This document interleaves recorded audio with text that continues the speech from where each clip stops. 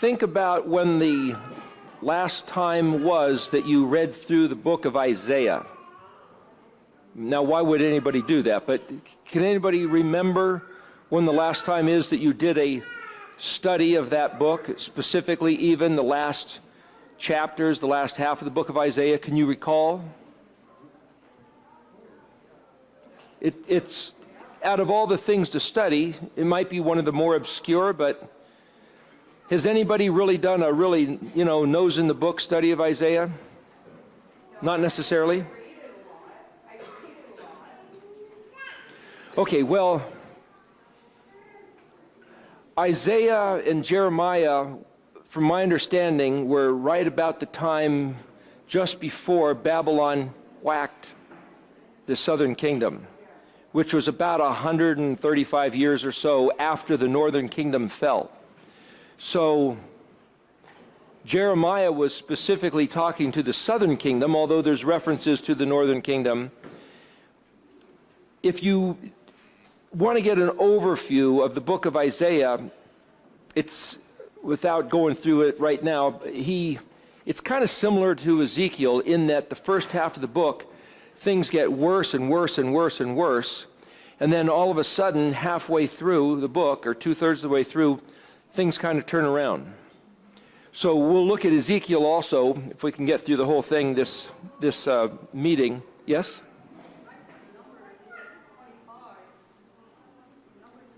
Numbers 25?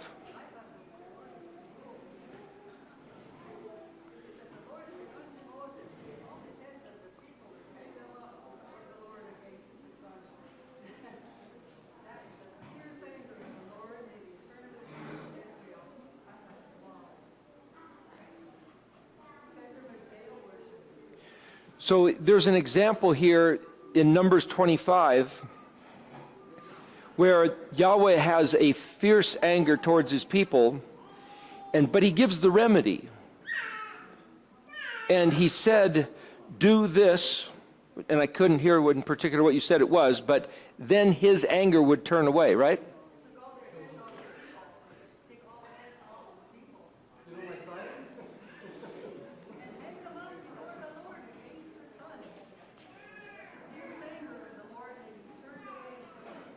Get rid of the troublemakers, it sounds like.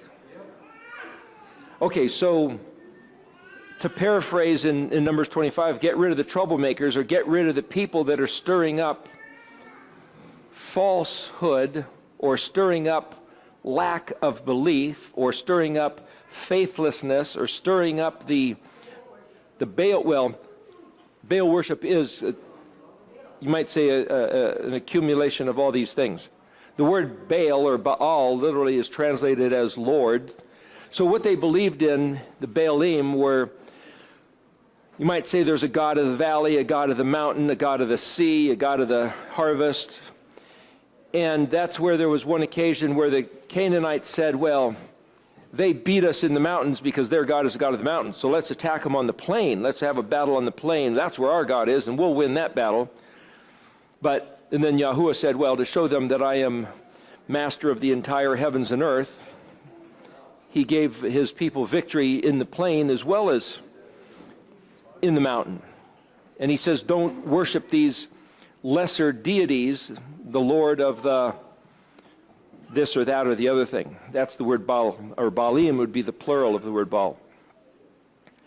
There's a particular story we mentioned in an earlier conversation that when King Saul had first come to his throne, he was supposed to wait for Samuel to arrive.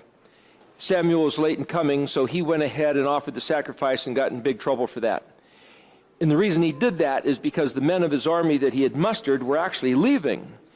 And at the same time, there was accumulating out in the valley, and I don't know how big it was, but it says the enemy, the Canaanites, Philistines, whatever they were, they might have even been from the north, but the point is, they were more than you could count, more than the sand of the sea. So you might figure, 600,000, maybe 1 million, maybe even more? Saul ended up with 600 guys.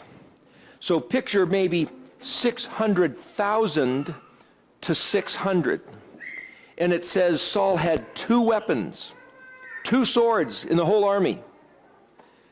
Saul had one and Jonathan had one. And that's the story where Jonathan and his armor bearer crawled up the rocks to this garrison of Philistines up on top. I believe it was the Philistines. Anyway, I believe a garrison is maybe like 20 or 30 guys on an outpost. And they said, well, if Yahweh's with us, then they'll say, come on up here, and that we'll know the victory's in our hands, and let's just take it. And if Yahweh's not with us, they'll say, stay there, we'll come get you, in which case we better skedaddle, because it's not favor to us today. So Jonathan and the armor bearer crawls up there, and the guys up on top says, hey, look at the Israelites are crawling out of the rocks like rats. Let's go. Hey, why don't you guys come up here and we've got something to show you? And Jonathan knew, well, that was the word. That was the code word for saying the victory's ours. So at that moment, Jonathan did something inside. He had proposed this deal to Yahweh, saying, I'm not sure how to listen to your voice, but I'm going to choose to listen to your voice through the mouth of these infidels, these heathen, and if they say, come up here, then I'm going to take that as your voice telling me that the victory is ours, in which case Jonathan decided to take on the entire countenance, the entire attitude. This victory is ours. There's nothing they can do. It's now just a matter of walking in and taking it. So even though there's 20 or 30 guys, and it's him and his sidekick, his armor bearer, when the guy said, come on up here, Jonathan knew, that's it. And what I'm saying is that he had to take on a belief. He had to take on an attitude. He had to, like we said, when Yahweh said, don't show them any fear, or else what I'll do to you is what I was going to do to them. There's something about our attitude that plays into the prophecies. There's another story with Joshua. When they came into the land, it says that Yahuwah gave Yehudah victory in the mountains.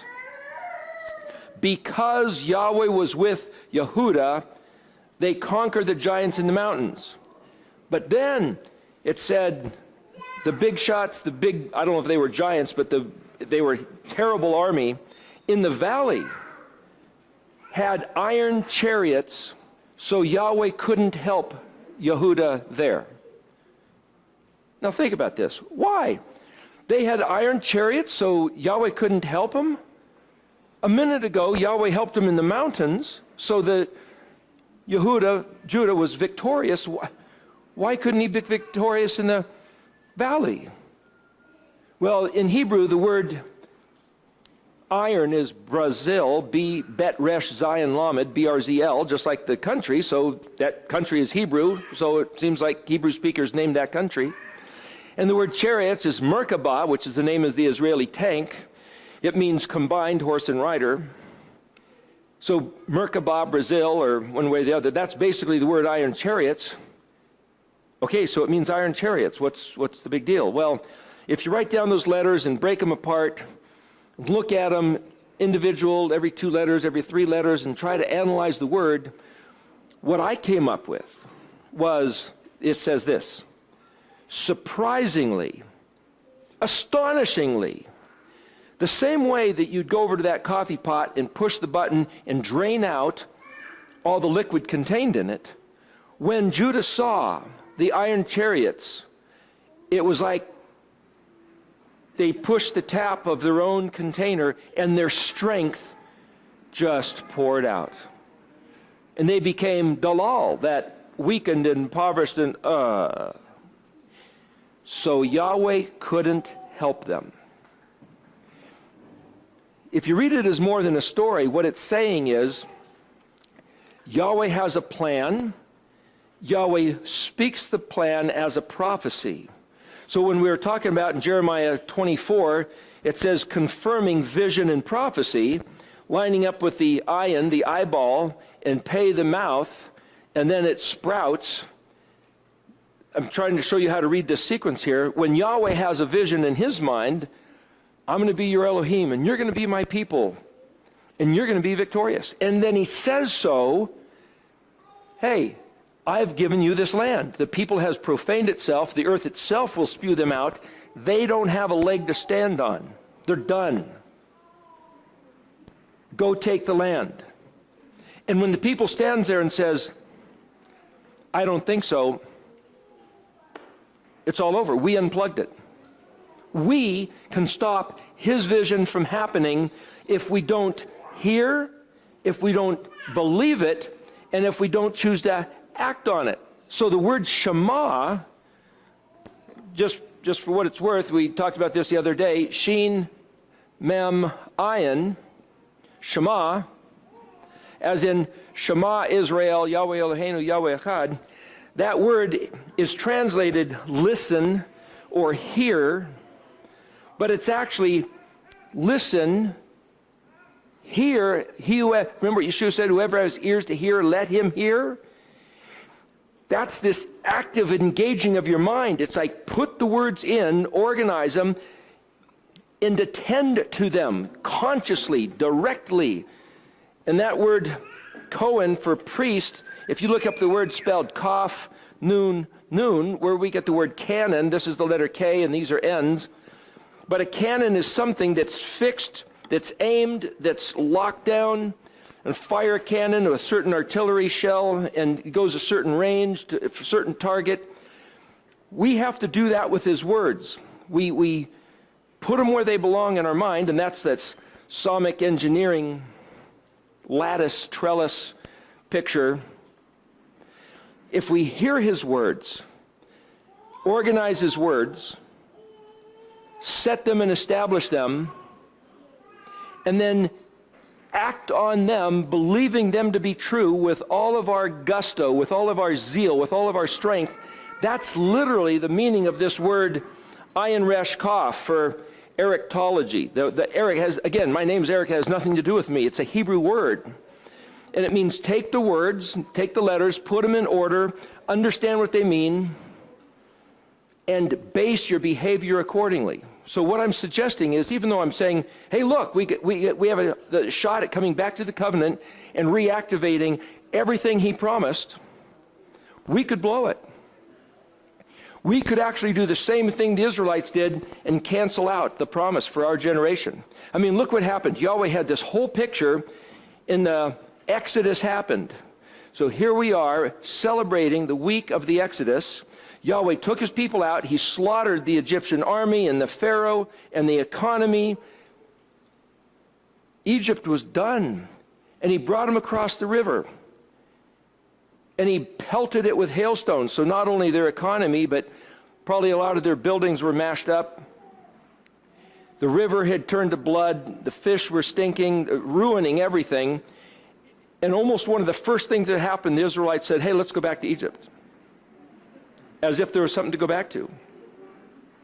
A little bit more of the history is that when they got out of Egypt, the first thing they ran into were the Amalekites. And the Amalekites were this vicious, barbaric horde.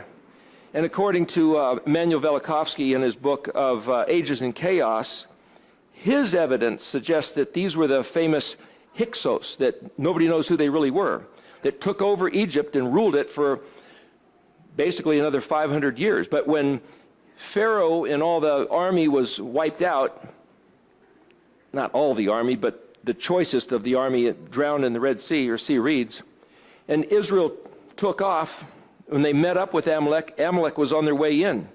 Saul took out Agag at this event that I was talking about, where there was 2 swords. And Samuel got mad that Saul didn't kill him like he was supposed to. Well, that Agag was the head of the Hyksos, the Amalekite, and that's what Velikovsky's talking about. My point is, those guys were a powerful force to take over Egypt and rule for 500 years or so. But Yahweh had said, don't be afraid of these guys, and Saul was supposed to deal with them, and he didn't. And then when the Israelites went into the land of Canaan and they saw the giants, Yahweh had prepared everything and says, these guys are going down. They cannot stand. I've prepared everything, and you're right here. You're right here at the perfect time, the perfect place. All you got to do is walk into the land and trust me. And the Israelites said, no, we're not going to do it. They sent in the spies, 12 spies, 10 of them said, these giants are too big, we haven't got a chance, let's go back to Egypt. He just brought us out here to kill us. We're going to die in this desert. In paraphrasing, Yahweh said, quit saying that. Quit saying, I brought you out here in the desert to kill you, or guess what? You will have exactly what you say, and your bodies will die out here in the desert. Quit saying that. Listen to my words, because I'm listening to yours. And they said it again. And Yahweh said, all right, that's it. 40 years in the desert. You're going to die in the desert. According to your words, according to your belief, so be it unto you. And they said, no, really, we'll change our mind. Nope, too late. When Yahweh draws a line and says too late, it's too late. They did the same thing with when he said go attack, and they didn't. And what I'm trying to say, once you see the way it works, just read through and notice the stories and try to get an idea how much of this is up to us and how much of it is up to him. This idea of Merkabah, tag team, combined together, that's the way he wants to work with us. So for us to sit here and say, okay, we'll just sit here and watch him roll through the earth and accomplish his will, it doesn't look like it works that way to me. It's horse and rider, or it's like a chariot. That's what that word means. We have to realize that this isn't just up to us, but it's also just not up to him. We have to work with him with our attitude, with our confidence. And so therefore, what happened with Saul and Jonathan went up there and he took out that garrison, it says it was almost like seeing a snowball or an avalanche roll down the hill, and it's almost like you could picture this spiritual something or other, and it hit the camp, and those 600,000 or million enemies went into this crazy frenzy, and they started slaughtering each other, wiping out the entire camp. The Israelites didn't even have to use any weapons. Well, then, when they saw what was happening, it's like, wow, what's going on? Quick, let's take advantage of it. And Saul ran up, and the army rushed in, and now they have weapons. They only had 2 swords.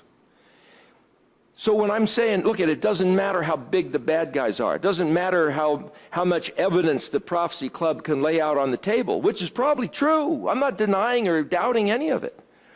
And I'm not even questioning the fierce veracity of the words that these guys want to say. They own the communications, so they can tell you, they can show you pictures, they can show you the wars and the genocides across the planet and say, you want a piece of this? Go ahead and try to buck our system. It's like, has nothing to do with that. I don't claim to have any weapons. I don't claim to be a big tough guy. I don't claim to have enough money to buy out any interests. These words, 22 letters, that's what he gave us.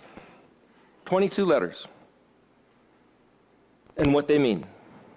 Sit down on Shabbat. So what do they say? In talking the other day, Peter asked, it's like, well, where are some of those verses that seems to give you this perspective? I'm going to take you through some stuff in Isaiah and in Ezekiel. Just this isn't all of them. There's a bunch of other ones, but just so that you have a chance to hear. So what I'm suggesting is that had you read Isaiah before, whether it's recently or when you were a kid, something, or you heard a preacher talking about a couple verses, fine.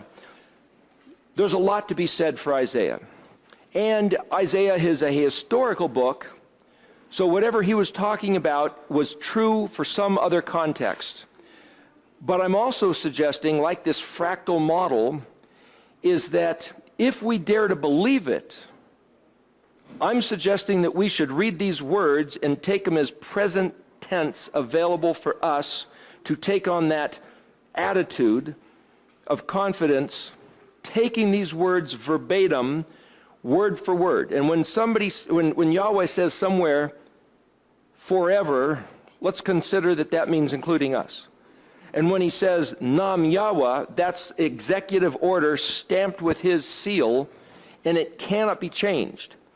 The last words of Moshe in Deuteronomy 34, or the last words of 33, I believe it is, The very last words, he said, Israel, think about this. Who is like you? There is no other people group on the planet who have such an Elohim that he would make this kind of deal with them and promise you everything. But your enemies are going to try to deceive you. So, that was it. Moses dies, and here we are. Can you look around and see where your enemy is trying to deceive you? Just remember, the better the deception, the less you'll be able to notice it actually being a deception. In fact, the best deception is to appear as the truth. So where in your world of teachings do you think that you've been taught truth, which is actually the enemy's deception? How would you know? Am I lying to you? Am I deceiving you? The prophecy elsewhere said that in the last days, this deception is going to be so slick that if it were possible, even the very elect would be deceived. Now, according to Presbyterian doctrine, the elect are a certain people group of the ones that were predetermined to receive him and blah, blah, blah, and that's another matter. So forget about that at the moment. But I'm saying that the very ones that should know better will be deceived. So what mechanism do those folks have to not be deceived? So here, Richard, calling you off the cuff. If you were being deceived, and Yahweh already said, if it were possible, you would be deceived. This is going to be so slick, it's going to look like pure truth. And you can think about it, and you can look at your scriptures, and you can talk to your friends, and it still looks true. You can pray about it and receive the burning in the bosom. That's a Mormon term, by the way. That's how they know it's true. They said, oh yeah, I've talked to them. They said, okay, listen, I know it's true because I got burning in the bosom. Even if you had a burning in the bosom, how might you be deceived? Or what tool or device or mechanism or what frame of mind could you possibly use to determine whether what you were hearing, contradicting the burning in your bosom, contradicting all your rationalization, how might you be deceived, and what tool do you have to not be deceived? Can you think of something?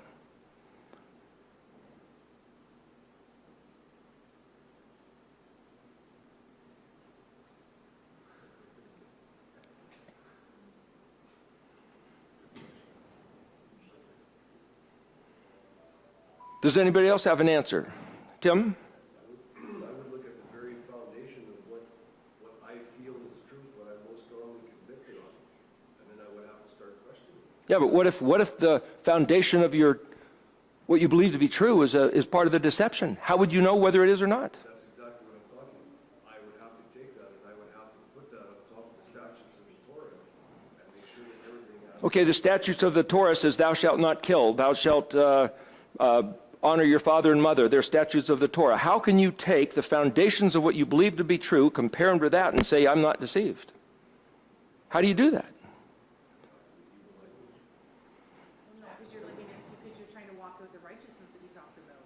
So you're trying to live those statutes out by honoring your mother and father and keeping the feasts, and so you're weighing that all back to, am I walking in that? Because you said earlier about, Abraham said to be perfect, right? So, and you talked about that teeter-totter. So if we're walking in the righteousness, then that righteousness is going to come back to us. Okay, so if you're rocking righteousness, to me what you're saying is, well, you have to define righteousness. There's another place in the scripture, I believe it's in the New Testament, where it says righteousness is doing what he said, and unrighteousness is not doing what he said. So if you walk in righteousness, doing what he said, then you're suggesting that you ought to know somehow. Yeah, because I'm doing what he's telling me to do, so therefore, as I'm walking it out, I believe that the more that I'm reading and walking that righteousness out and keeping the feast, the more he's going to, because it goes back to the parable. He says that, him saying that, I'm going to paraphrase here, but when a little bit has been added, if you're faithful with a little bit, more will be added unto you. So as you're being faithful with a little bit, say the Sabbath, then a little bit more is going to be added unto you. So wouldn't that be considered walking in the righteousness of that? Okay, Did you weigh against that? I believe what she's saying is just do what he said, and if there's something that is counter to that, like if he says keep the Sabbath and somebody says, hey, don't keep the Sabbath, for whatever reason, that doesn't measure up, so that must be a deception. Right. Okay, does somebody else have any, yes? Keep praying for the truth. So that's not a bad idea, but the question is, if you were being deceived, how would you know whether you were being deceived, even if you were praying for truth? Because I got to tell you, my whole family, I believe, prays to not be deceived and to know the truth. But yet, they don't regard the seventh-day Sabbath, nor do they regard the Moedim, nor do they regard the name Yahweh, or nor do they regard the Hebrew, all of which I'm saying is his identity. And I'm not questioning whether they're saved. I'm not saying they're going to hell. And I know they have a pure heart as far as I would be able to assess it. But the question is, are they deceived? And I'm, just in case they're listening, I'm not saying they're deceived. I'm questioning, how do we know whether anything we choose to believe is actually part of the deception or whether it's true? Because I have something to add to that, because my husband and I prayed for truth for many years, but yet it took us into rabbinic stuff. And we were thinking that all this hand washing and wrapping my head and, saying all the prayers and doing all the things, but then I started questioning, well, I don't see this in the Word, so yeah, we were praying for truth, but we thought maybe that was leading us into the truth, but then realized that we didn't see it. So it sounds like you had to go back to the Word in order to find a bearing, a reckoning, or a plumb line. yeah. Ben? Psalm 119. What about Psalm 119? The words, same thing, look behind you, same thing. Okay, so you're saying that we should go back to the Word. Somebody else had their hand up, I think? Okay, so just for what it's worth, back in December of 2011, I did a class. It was the very last class of the Archaeology class, and it was titled Cinderella's Slipper.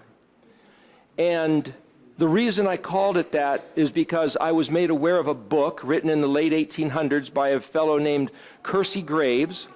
He had done some research. There was no internet back then. He did a lot of research on his own. And he wrote this book titled The World's 16 Crucified Saviors. And as I said on that tape, which is on the internet somewhere, that one of my dad's favorite films was the greatest story ever told. It was about the Bible, about the life of Jesus. And then, in reading this book, Percy Graves found that that is not a unique story. As a matter of fact, there were 16 other stories of the same narrative. The creator of the heaven and the earth became a man born of a virgin, astounded the teachers, had 12 disciples, was crucified, he said, for the sins of his followers, dead 3 days, rose again, ascended into heaven, and he's coming back. 16! One of them was Krishna from India. That was 1,200 years previous. So if anybody ripped off anybody, the Jesus story ripped off the Krishna story by 1,200 years. So how could it be the greatest story ever told? It's a counterfeit, according to Percy Graves. So why I called it the Cinderella Slipper was to say, invoking that fairy tale, if there was a device like the glass slipper, and if you remember the story, the prince said, whose foot fits this? If there was a slipper, a glass slipper, a device by which we could say, who is the real Messiah? In other words, what's the truth? And only the real Messiah's foot could fit into that slipper. Then if you had a lineup of 16 different guys that said, there was this TV show back when in the 60s, To Tell the Truth, right? And 3 people stood up and say, my name is John Brown. My name is John Brown. My name is John. And then the panel of movie star people would ask them questions and have to decide which one was telling the truth and which 2 were liars. But they were telling pretty good lies. If we have 16 crucified saviors with the same exact story, literally the same exact story as what most of these all say, what means did he give us to determine whether any one of those guys was the true Messiah? So, when the Jews over here say, that Jesus is a fraud. He's false. He's not the real Messiah. And the Christians could say, he's the Messiah because I choose to believe so. In fact, I've asked Christians, family and friends, strangers, pastors, missionaries, whoever I bump into, I sometimes ask them this question. How do you know it's true? You know what the answer is? We choose to believe it's true. It's our faith. I believe it's true by faith. It's like, yeah, but don't the Buddhists and the Hindus and the sun god worshippers and everybody else believe that it's true because of their faith? That doesn't mean it's true. In fact, you can believe that Jesus was born on Christmas morning. That doesn't mean he was. You can believe Sunday is the Sabbath day, but the Catholics promise you they changed it because they had the authority to do so, because they took the authority to do so. It was never handed to them. Other than Yahweh said, my people Israel turn their deaf ear to my words. Oh, you don't want the truth? You want to lie? Okay, so then he commissions the Catholic Church to lie to them and enforce it by law, killing the people that disobeyed them. And Yahweh says, okay, have at it. You can have as much of that as you want until you guys are sick and tired of it, and then you decide to come back to the truth. I mean, that's really the story that's in the Bible. That's what's happened and even is happening today. So let me ask you this question, which I asked in that tape.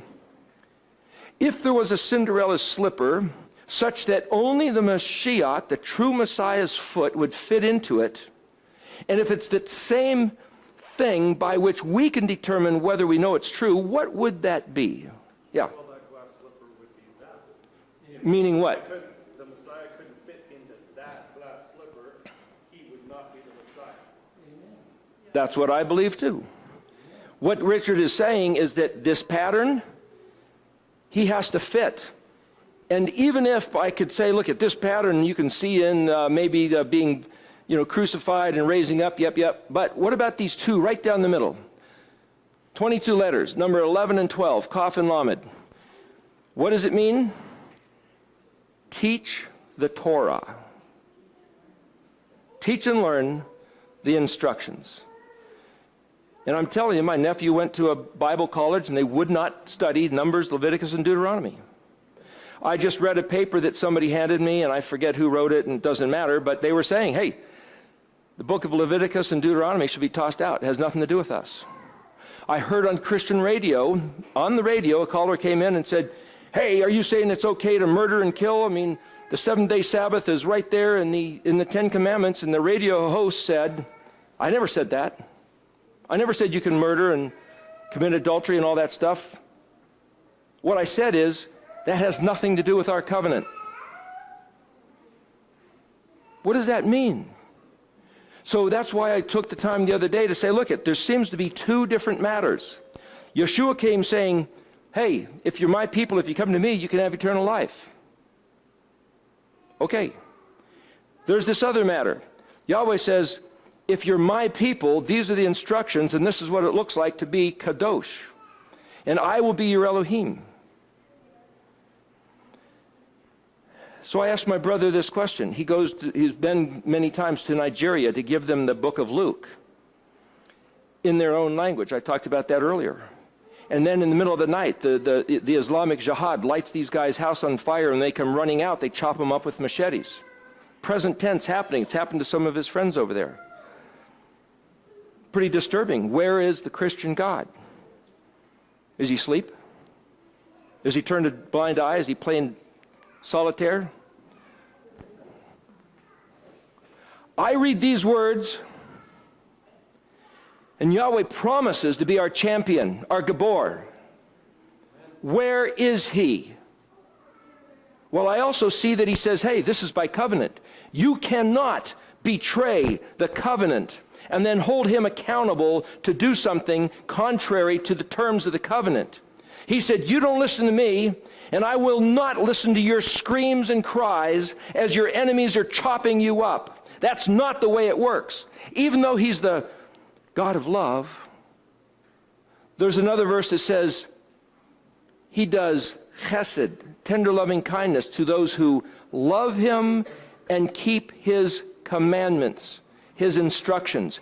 And when we are taught, do not regard these instructions, which I've been taught my whole life. I have to believe that's the voice of the enemy because it contradicts Kaf and Lamed. And I was never taught. And I asked my brother, okay, you give these Nigerians the book of Luke. That promise of eternal life says nothing about the promise of being your champion on the here and now. So they believe so they can go to heaven when they die, but what about their life right now? What about Yahweh saying, you want to be my people? The sign that you're my people is that you'll sit down on the seventh day and you'll keep my Moedim and you'll call out on my name. You see that? Understand my Shem. The Shem means not only name, but fame, renown, reputation, which is the Moedim are his witnesses and testimonies. That's his fame. He was the guy that invented it. He was the guy that put this whole thing together and says, that's where I'm at. Those Torah instructions that you guys like to hate, those are all my heart expressed in what does it look like to walk out as a human being. And he says in other verses, you find my ways detestable, or you regard my instructions with a careless disregard. Leviticus 26 and Deuteronomy 28, both those two chapters, read them. They're lengthy, and they'll say, this is all the trouble. We look at his stuff and says, whatever. Or we look at his stuff and say, man, it's just uncomfortable. I don't like that. I don't want to. Or I hate that stupid Sabbath. This girl we know over in Norway, the stinking Sabbath. Somebody got a bug in her ear, and she used to love what she now hates. You find my ways detestable? You think there's a special wheeling and dealing that you can negotiate around this? Guess what? If that's a deception, he, by this terms of contract, even though you still might be going to heaven, he has no obligation to save you or listen to you. Why do I pay attention to these words and try to figure out what to do? I want to take advantage of the legal contract. A certain bank took me to court a few years ago when I was working on this chart, 2010. My friend said, you better know every word of that contract. So I literally went and got a Black's Law Dictionary and went to the county law library, and I looked up every word of that contract, and I realized that contract was written by some Weasley lawyer, and the words had 2 or 3 different meanings. So you can argue whatever way you want with that contract. And when I tried to argue that, writing 150 pages I submitted to the court over the course of a year, the arbitrator at one point says, we're not going to use the definition of that word today. How can he do that? And then the judge made a declaration, I'm going to give them summary judgment, and yet they didn't have the original document. And the law specifically says you have to have the original document or else you can't do that. And I said, have them present the original document. They can't, they won't. And he says, I'm going to grant it anyway. He broke the law. But there's another law that says the judge can't do anything illegal. Well, if he declared summary judgment, but he can't because that's illegal, that means he never gave it to him, so it never happened. So in my mind now, I'm completely innocent because it never happened. My point is, somebody else will say, gee, I'm delirious, I'm completely insane. But at the same time, I didn't know Hebrew. And all of a sudden it dawned on me, this covenant is a legal contract that we can prosecute him in the court of the heavens. Who's going to be the judge if he's on trial? But that's going to the highest court. So I got to be able to take this contract, these 22 letters, and know every letter what they mean, because it's a legal contract, leolam, forever. And if Yahweh's guilty, man, he's got some stuff to pay for all the pain and suffering he's allowed his people. And he's got to answer for every one of those Nigerians, Christians, that get chopped up and burned to death by these Islamic jihadists. And so, hey, let's look into this contract. And then you read the Song of Moses, Deuteronomy 33, and it says, we're the fools. We're the betrayers. Not him. He keeps every word. Then you read in Daniel 9. Daniel said the same thing. We're the idiots. We turned around and fell into our own trouble and blamed him? How dare we do that? And then we're told from the pulpit, our teachers, Hey, we don't need to do these things, and so we don't do these things, and our whole world gets into trouble, and we, blame him? And then you look closer at every term of this contract and realize, what are you going to say to those Nigerians when not just they read the book of Luke unto eternal life, but they say, why didn't you tell me about this contract where I could be his people on the face of the earth and appeal to him to champion our cause so that we don't have to be afraid of the Islamic guys chopping us up because they're going to fall into their own pit. That's what these words say.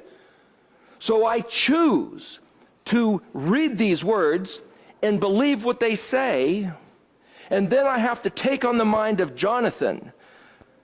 I have to take on the mind of Joshua and David and Joseph and Daniel and say, we must have that mind or else the contract won't work. That's the terms of the contract. That doesn't mean the giants won't even get bigger and have more impressive weaponry and shout with threats. Goliath said, you dirty rat of a dog kid, what are you doing coming to me with sticks and stones? And David said, your head is going to be off in a couple minutes. And by his own sword, Goliath's head was off. Yes? Just you were saying Psalm Moses in 32, just what you were saying. Take to heart all the words which I am warning you today, which you shall command your sons to observe carefully, even all the words of this Torah, for it is not an idle word for you, indeed it is your life. It's not an idle word. So, if we look in Isaiah, none of these words are idle words. He put them here for a reason. So, I'm just going to read through, just to give you, I'm going to jump around, I'll tell you where it is. You can go back and look at all these passages at your leisure. But just for record on the tape here, I will tell you a few things. Let's look at, I'm going to go backwards through Isaiah. I mean, there's so much we could do here. This could take hours and hours, but I'm going to try to be pretty quick. I might take you advantage of that. Just don't press me. Okay, here, let's look at Isaiah 47.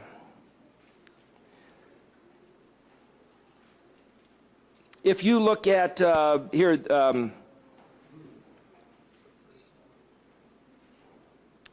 down in verse 9, it says, despite the abundance of your witchcraft and the intensity of your enchantments, he's talking about Babylonians. You trusted in your evil. You said, no one sees me. Your wisdom and your knowledge. Okay, he's talking about Babylon. This is ancient history. Picture this as being the big bad guys today. Isaiah 47, verse 9. Am I sure? Okay, no, let me qualify. I'm using stones to knock. Quite often they're a verse out of sync with other scriptures, and sometimes chapters are different, and sometimes it's even, 3 or 4 verses out of sync. I don't know why, but it just is. So if I'm reading a certain thing, you'll just have to find that in your own. So here he's talking about this, call her the goddess of Babylon, saying, hey, look it. No one sees me. Only I, no one but me. So here, it's like what I would call the New World Order, call it the Catholic Church, call it the United States, call it the United Nations. Put your favorite bad guy up on the throne. They look around across the earth and say, I have no challengers. No one has the weaponry, no one has the money, no one has the territory, no one has the communications abilities, and no one has the devil like the Illuminati people saying, they sell your soul to the devil or whatever. It says, abundance of your witchcraft, so they've got spiritual powers helping them. The great intensity of your enchantments, wisdom and knowledge. Nobody sees me. You trusted in your evil. That sounds like the whole table of the Prophecy Club stuff. And then you go down to, where's that verse?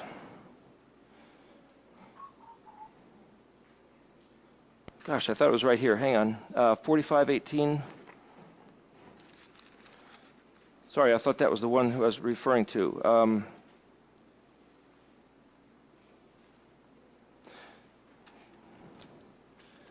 Boy, I'm sorry. I thought that was right there. Well, I'm going to tell you what it says, and then we'll find it one of these times as we're flipping through. Oh, wait a minute. Here, hang on. Isaiah 47,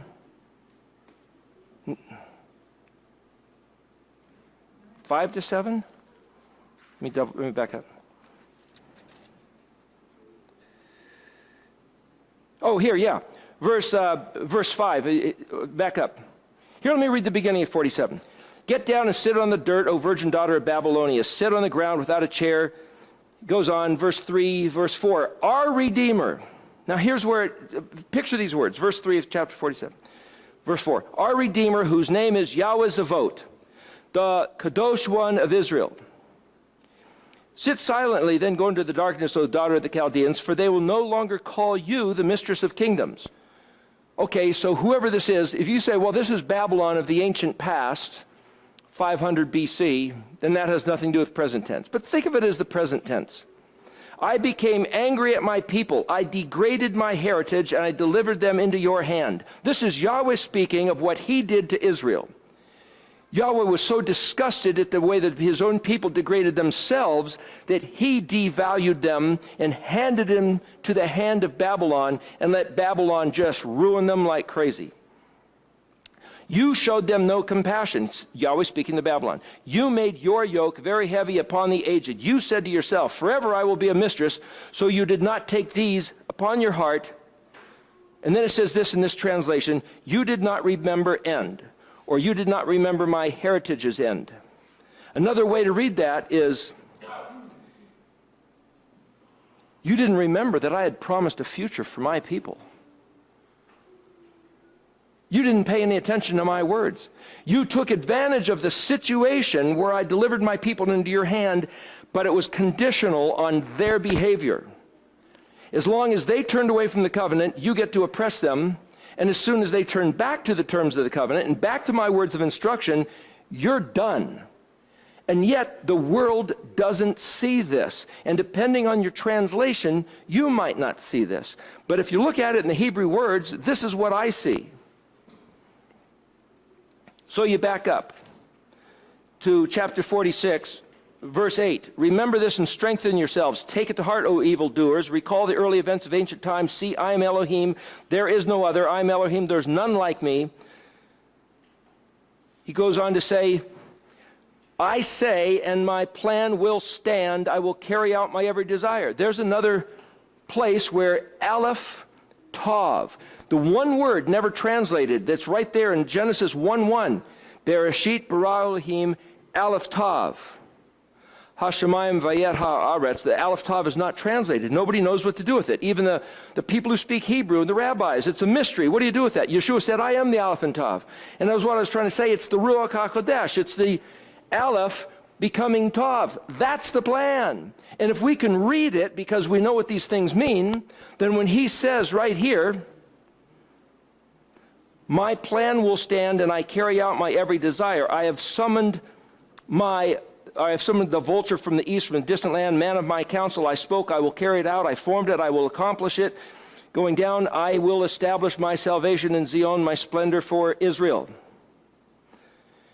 He says here, he will work out his plan and establish his splendor for Israel. And as I said before, this word spelled Ayin Vav Dalet, again and again, repeatedly and forcefully. It's not just one time, it's every time.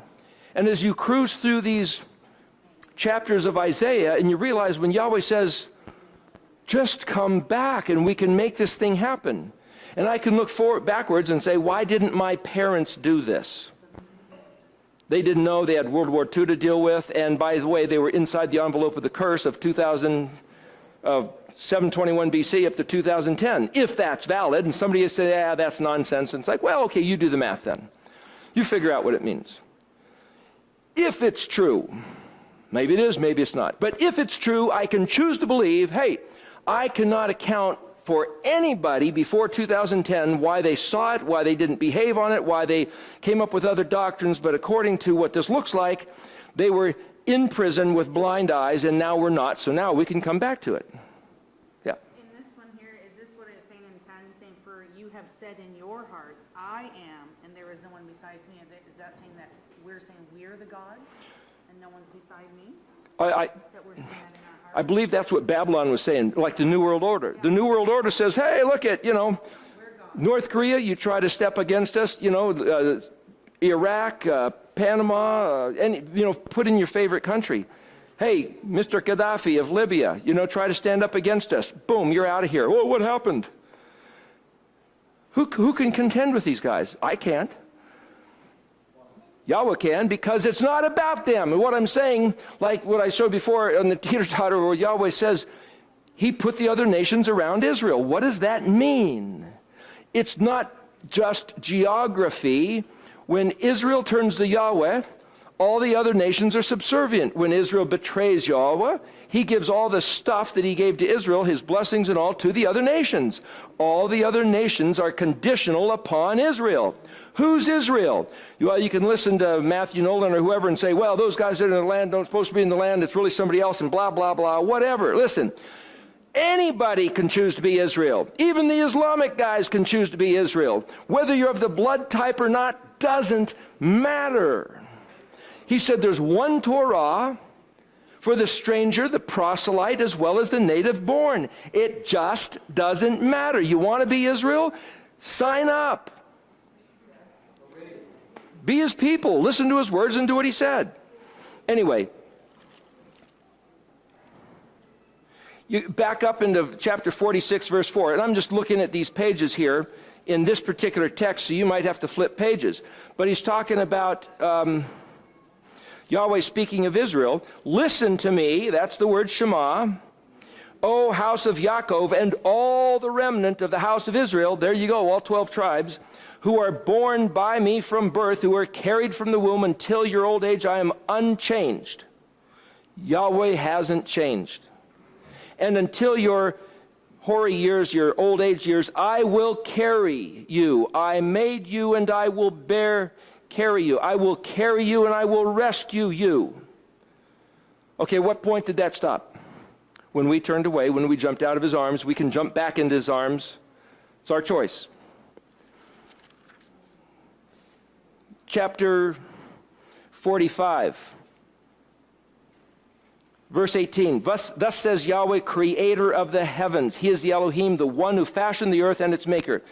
He says in another place, Elkona, Kuf Nun Hey, maker, thus possessor of the heavens and the earth. He established it. He did not create it for emptiness. Hear that? If your little kids playing with your army men, you set them all up, and then you have a big war and you knock them all down. Okay, game's over. Yahweh didn't necessarily do that. He created it. He fashioned it to be inhabited. People say, oh, there's too many people on the planet.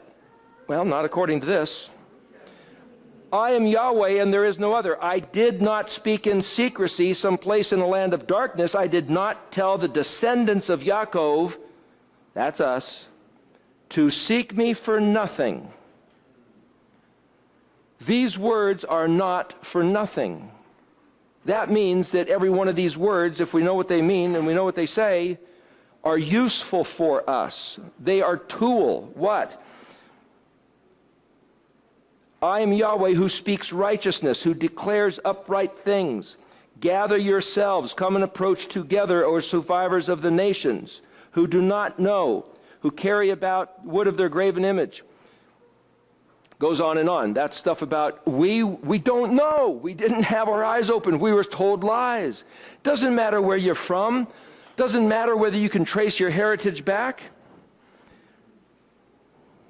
He said, I didn't speak in secrecy, but if you look up a couple verses to verse, 15, only you is Elohim, there's none other except for Elohim. Indeed, you are a God who conceals himself. The Elohim of Israel is the Savior. Eternal salvation.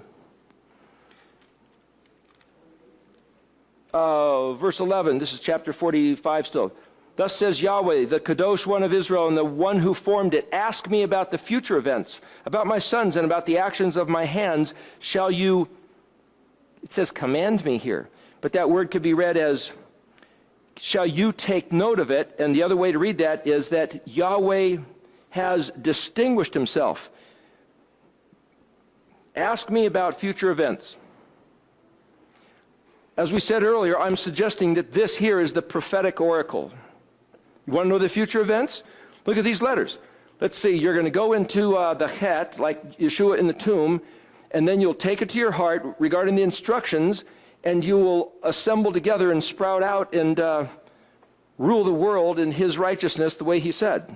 That's why the Jews believe that they're going to rule on the world, not some kingdom by and by up in the heavens, on the world.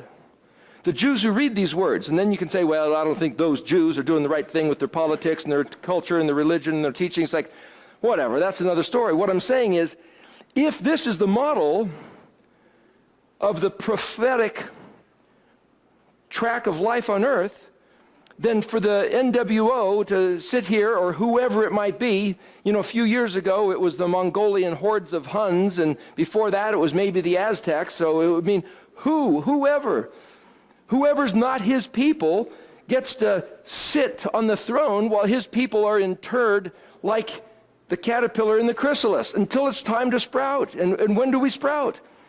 By turning back to his words. I'm trying to show you there's reason to believe that all this stuff is temporary.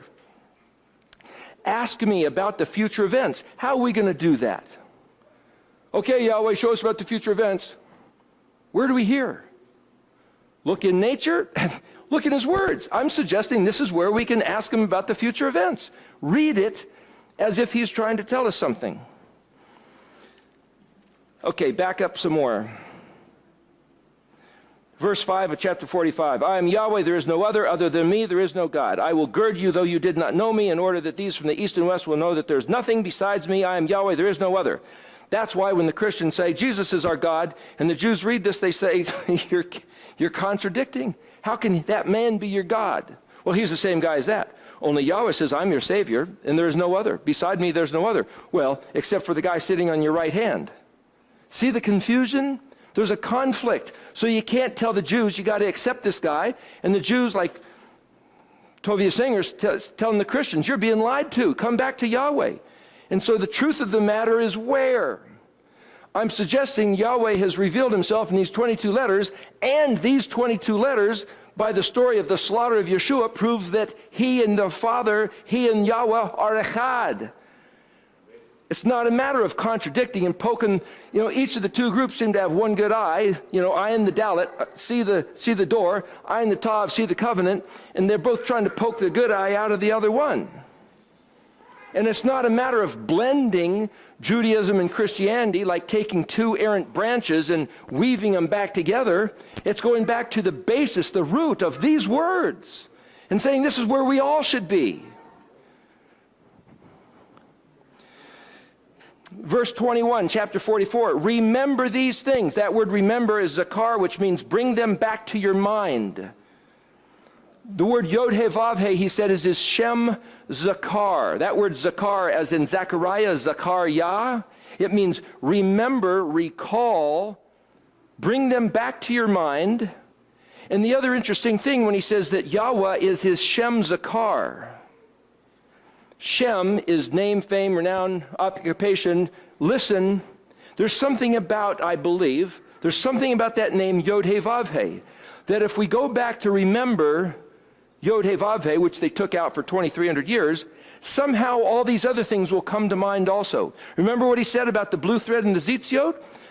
Okay, don't wear a Zitziot. Go ahead. I'm not saying you're going to hell, but he said, if you have a blue thread in your Zitziot, you will look at it, and you will remember to do what I said.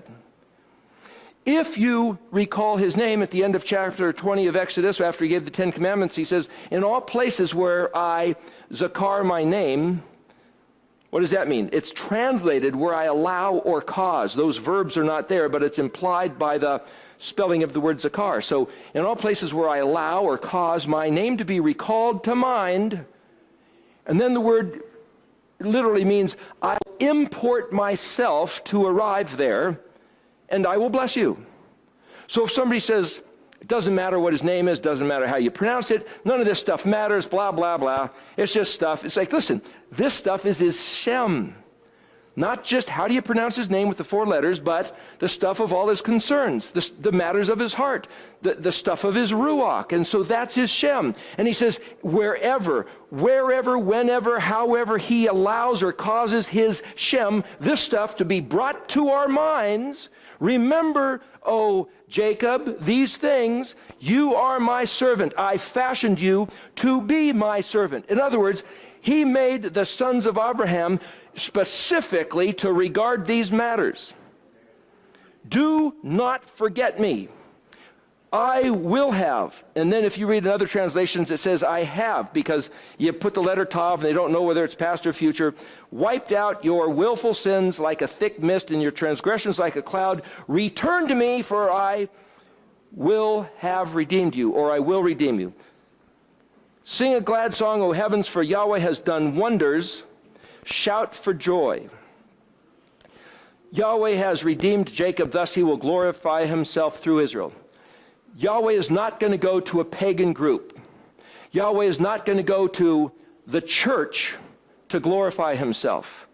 I personally think, based on these words, that the church itself is a bogus concept, because that's a group of people doing something else completely contrary to anything Yahweh said, and believes that there's a new covenant imparted to them.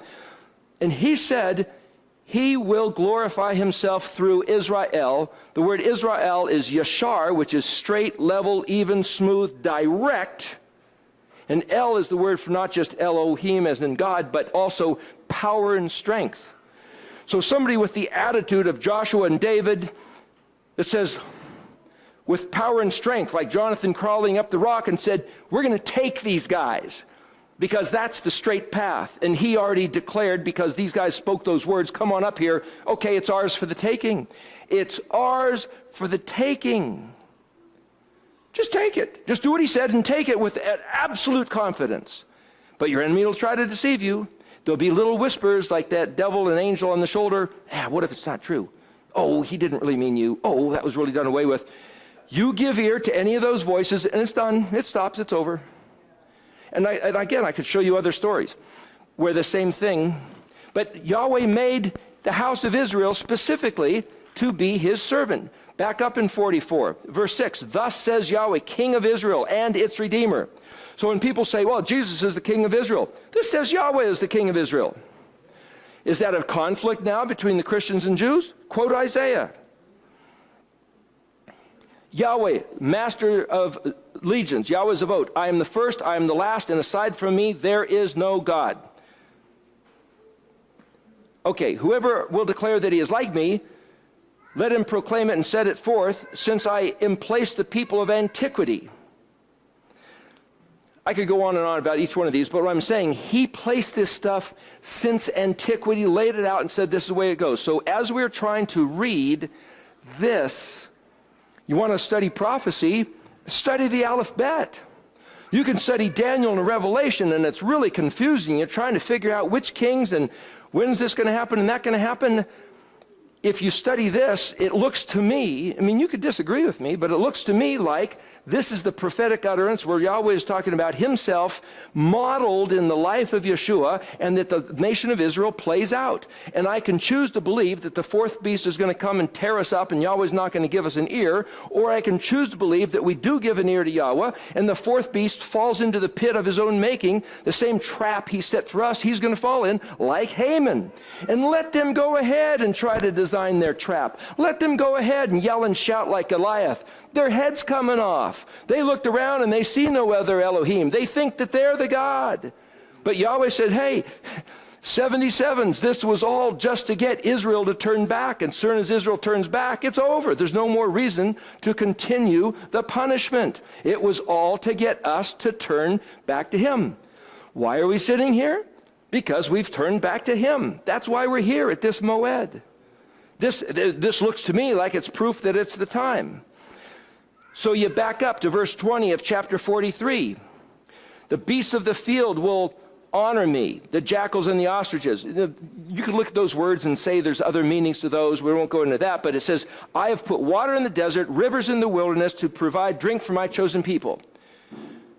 Just like splitting open the rock, I fully believe that Yahweh can and will change the environment. To talk about environmental change, climate change, he's going to make Israel flourish like a garden. To provide drink for my chosen people. That's the elect. The word Bachar, Bechet Resh, as in Bacardi, like the rum, Bacardi rum, that's a Hebrew word, means I have chosen. It's the select, it's the best, it's the chosen. Top shelf. It's the ones that have chosen to be his chosen. This people which I fashioned for myself, that they might declare my praise. And he goes on to say, but you didn't call out to me, O Jacob. You grew weary of me, O Israel. Then he goes on and on. We don't have to be that people that grew weary of him. We've never seen him. We've never had him. We've had stories about him, and we've had the hope of eternal life, but we have never even begun to see Yahweh living up to his fabled reputation. We can't look at the past 2,000 years and say, gosh, if this is the God we have to serve, then... I mean, literally, at the Prophecy Club, their meetings would always end with saying, we've just now spent 2, 3, 4 hours at the Prophecy Club describing to you the horrors of the beast, his power, his strength, and everything he intends to do. And so we suggest that you ask Jesus into your heart right now, so when the beast comes, you get to go to heaven. That's the way they ended all their meetings. And I'm not knocking it, but that's not this covenant. Verse 18, don't recall the former occurrences and do not contemplate earlier events. For behold, I am bringing forth a new miracle. Now it will sprout. Surely you will know. I will make a road in the desert and in the wilderness rivers. Surely it will sprout, like the Zadi. Road in the middle of the desert. It's a picture of the Kuf, if you analyze what the letter Kuf is all about. It's going to come out of nowhere. Back up a little bit.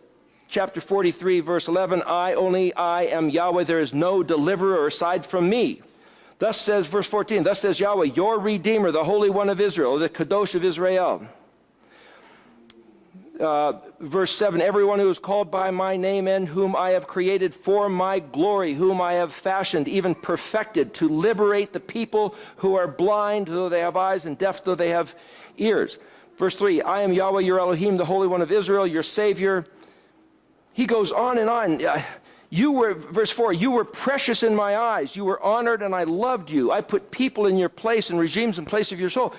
It's kind of like saying that, you know, you have a dear son and he does something wrong, and so you beat the neighbor kid or you kick the dog because you don't want to beat your son. And it's like, Yahweh would do something like that? But then in another place, the Jews say, look, he'll beat Israel instead of if the neighbor kids do something wrong. You've got these two different stories. You have these things, and we have to figure out how they fit. But the point is, do we have a hope for his restoration of his people? Verse 21, Yahweh desired for the sake of righteousness that the Torah be made great and glorious. But it is a looted, downtrodden people, all of them trapped in holes and hidden away in prisons. They're looted, and there's no rescuer, plundered, with none to say, give it back. Who among you will give ear to this and hearken and hear the outcome? This is a rhetorical question, but he's asking us. You want to think about this? You want to give ear? You want to shema? You want to put your understanding to what's going on here? Who delivered Jacob to plunder and Israel to looters? It was the devil. No, the devil had nothing to do with it. Was it not Yahweh, he against whom we have sinned? This is just like Daniel 9, and just like Nehemiah was talking about, and just like Song of Moses. They did not wish to go in his ways and did not listen to his Torah. So he poured out his fiery wrath upon him, Israel, and the power of war. It burned him from all around, but he would not know it, burned it within, and he didn't take it to heart. He's talking about our ancestors. We do not have to be like them. But we're not. We're sitting here. My family's not sitting here. My ancestors, as far as I know, for how far back did they ever regard his name, his day, his words? Did they ever take it to heart to look at it? I had no motive ever in my life to look at these words. But what I'm saying is I'm just reading the English words, and if you looked at the Hebrew, it's even more dramatic. Here, Let's jump back to chapter 33 a little bit of Isaiah. Let's look at 33:18. What do you think this means? Starting in verse 17, it says, your eyes will behold the King in his splendor. They will see him from a faraway land. Your heart will muse in dread. Where is the one who counts? Where's the one who weighs? Where's the one who counts the towers? Does anybody have any idea what that means? I know it's taken out of context. Just think about it for a moment. Huh? Okay, here's what I'm saying. When it says your heart will muse in dread, it might mean your heart will expel terror. Yeah, this is mediate terror. Why should your heart expel, or when it says mediate terror, it means you'll look at it and you won't be afraid anymore. Why? Where is the one who counts? That literally is where's the one who will sepher. Sepher. You know what sepher means? Huh? Connect the dots. Here, this is what, I'll tell you what the word sepher means. It's simply translated count. And when Abraham was told to count the stars, this is what the word means. Count, number, tell, narrate, to cut shape like hair, letter, document, book, writing. Any writing is the word sepher. So it's where's one who will read the book? It's also enumeration, census, border, frontier. So if you were bought a piece of property and you put fence posts out and then you wire fencing between them, or if you have a country and you establish forts, you're establishing a frontier or a border. You're sephering. Abraham was told to sepher the stars. So there's a bunch of stars, and if Abraham connected the dots, I believe Abraham was connecting or designing the constellations, the Mazarot. So it all depends on how you decide to read the word sepher. So if it says, where is the one who sephers? What we're doing right here, by looking at these letters and piecing them together, like when I tried to say to you, what does Yod, He, Vav, He mean? Perhaps it means, like Yod, He, Vav, and He, Echad, the voice of the Creator, the Torah, the Mashiach, and the Ruach, when they all line up, that's the truth, that's the plumb line. We're sephering. We're looking at his words and trying to figure out what they mean by connecting the dots, to tell a story, to narrate the history of Israel modeled to the history of Yeshua's crucifixion and resurrection. That's looking at the words, the prophecy of Israel with a future, and Yeshua being the model who came, was whooped and beaten, buried, came back to life to rule and reign. And that just like there's two alphabets, this one and the Sophites, I'm saying it's for this life as well as unto eternity.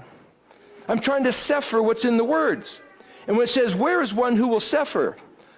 We're sitting here right now sephering. So you're fulfilling that. Where is one who weighs? Well, the word there is shekel. Where is one who will shekel? And that word means put it in the scales of balance. In other words, that's the same definition of the word ayin, is the same definition of the word for being. Look, consider, weigh, measure, ponder. Same thing that Charlene and Tim have been trying to say about the calendar. And when does the day start? We're taking his words, we're weighing, we're measuring, we're considering, we're trying to come to a conclusion, and regardless of whether any of us are actually right and wrong, we're all trying to say this stuff is really important and we ought to be about the business of doing it. Why? Because it says here, where is the one who counts the towers? Counts the towers. What towers? The word tower is migdal, plural migdalim, and the word migdal, you look it up and it's the great things, the monumental matters. Where is one who will take the time to sepher the things of such great significance and importance? I'd say that's what we're doing here. To take that same verse and connect some dots, you go to Jeremiah 31:31, and it says, no more will any man have to say to his brother, hey, you should know the Lord, for they'll all know me. Well, not everybody knows him, so that hasn't happened yet. But he says they will all know me. Well, if it hasn't happened yet, then that's a prophecy for the future. So this cannot be the end of the world right now. We've got time in front of us, maybe even 100 years or 1,000 years, maybe. I've lived my whole life under the shadow of thinking time is at end. Never expected to get this old. When he said they will all know me, What do you think he means? No more will any man have to say you should know Yahweh, because they will all know me, from the least of these to the greatest. That's what it says. They will all, the word me is spelled Aleph, Vav, Tav, Yod. That means me. From the least of these is spelled Kuf, Tet. That's where we get Q and T, like the word cutie, like C-U-T-I-E. From the least of these, there's some other letters there, to the greatest, and the word greatest there is Gimel, Dalet, or Gimel, Yod, Dalet, Lamed, Gidol, I think it's Yod, Mem. Gidolim. That's the same word as Migdal. It's great things. My point is this. They will all know me. As we said before, this word Aleph, Vav, Tav is where we get the word oath or agreement. It's even pronounced oath, like oath, but it's a sign, a symbol, a signal. If you look at Strong's, it basically leaves it that. So if I punched out here the red maple leaf, you say, oh, that's a symbol of Canada. If I put a round world with an anchor, it's like, oh, that's the U.S. Marine Corps. A symbol, just one little image, you go, boom, you know the whole big concept. That's what an oath is. And the Red Dictionary, Strong's won't tell you, but the Red Dictionary tells you this also means a letter of the alphabet, which literally means every letter of the alphabet is a symbol of Yahweh's identity. They will all know me, my oath. This cute, you see when you're little kids, you have these little wooden blocks or plastic letters that the kids play with to learn how to read. So we think of words and letters as playthings for children. I think what this is saying, that when we know Yahweh's letters of the alphabet, instead of just being cute little things, they will become these incredible towers, these fortresses of significant, powerful fortresses, like on the frontier. And that the message is probably also in the stars, which is a whole other way to read the Mazarot. No longer will these little letters be, oh, that's just, teach kids how to read. But this is like, no, the letters themselves, from the least of these to the greatest. It's all how you translate the words. They won't be considered trite little, cute little things you play with, but giant towers, bastions of teaching and understanding of his magnitude. And it all goes back to the promise of identifying his Yeshua being the Mashiach, fitting the glass slipper, but also Israel being his Kadoshi, his dearly beloved, dear to his heart, twinkle of his eye, which we haven't even experienced yet. But he said it won't be over till we do. So when it says, where's one who weighs, where's one who counts the towers? Right here, we're doing it. We're doing this now. So let's go to chapter 30, verse 15. I mean, I would encourage you to read all through here because there's so many great things. This is where he said, in stillness and peacefulness you will be saved, and quiet and confidence will be your might. In stillness and peacefulness you will be saved. Absolute confidence in his word. It doesn't matter how big the giants are. It doesn't matter the number of the giants. You will be saved in quiet and in confidence will be your might. It's our attitude. But you didn't consent. You said, no, we'll run on a fast horse, so you will flee, and we will run on a swift horse, but your pursuers will be swifter. 29:17. I'm just jumping through here real quick.